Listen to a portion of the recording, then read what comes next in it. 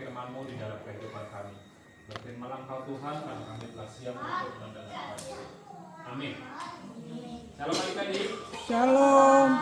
Mari kita buka kitab kita dari Lukas.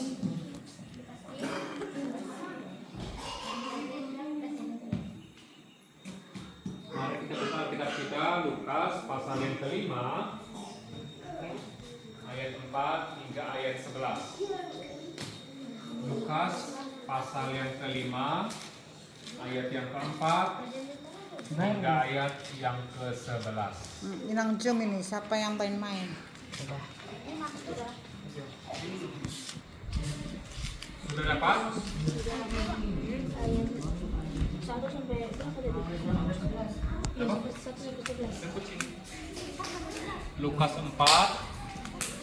Lukas 5 ayat 4 hingga ayat 11. Sudah? Kita baca secara bergantian ya. Mama baca ayat yang genap, adik-adik semua baca ayat yang ganjil. Beginilah firman Tuhan. Setelah selesai berbicara, ia berkata kepada Simon, "Bertolaklah ke tempat yang dalam dan tebarkanlah jalamu untuk menangkap ikan." Simon menjawab, "Guru, telah sepanjang malam kami bekerja keras dan kami tidak menangkap apa-apa. Tetapi karena Engkau menyuruh aku akan menyebarkan jalan juga." Dan setelah mereka melakukannya, mereka menangkap sejumlah besar ikan, sehingga jala mereka mulai koyak. Lalu mereka memberi isyarat kepada teman-temannya di perahu yang lain supaya mereka datang membantu.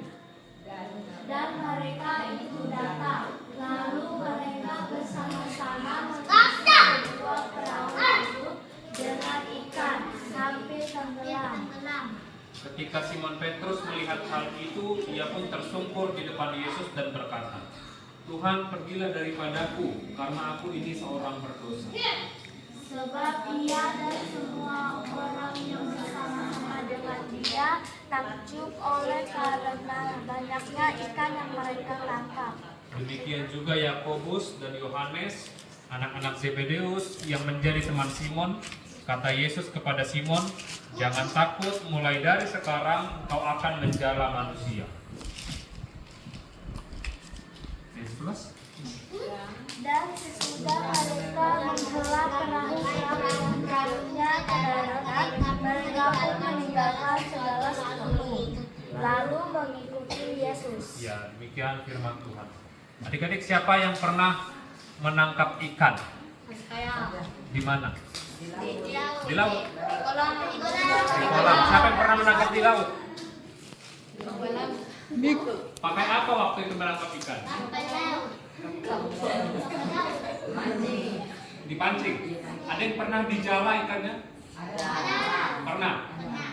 Susah sih, Kak? Susah. Dapat berapa ekor waktu itu? 1 ekor? 2 ekor? 3. Nah, kalau ada orang yang pekerjaannya menangkap ikan, apa namanya? Kapal laut. Tuhan Apa ya? Nela. Apa namanya? Nelayan. Coba sama-sama dulu. Nelayan. 1, 2 ya. Nelayan. Nah, adik-adik tahu tidak, murid-murid Tuhan Yesus ada yang pekerjaannya merupakan seorang nelayan. Beberapa di antara mereka adalah Simon Petrus dan Andreas. Mereka adalah nelayan, penjala ikan. Nah, suatu ketika Tuhan Yesus telah selesai berkhotbah, mereka datang kepada Simon Petrus dan Andreas. Tuhan Yesus bilang, kenapa? Berarti nanti kamu emang suruh keluar ya, kalau bercanda terus ya. Kemudian Tuhan Yesus datang kepada Simon Petrus dan Andreas. Simon Petrus mengajak mereka untuk menangkap ikan, memancing, menjala.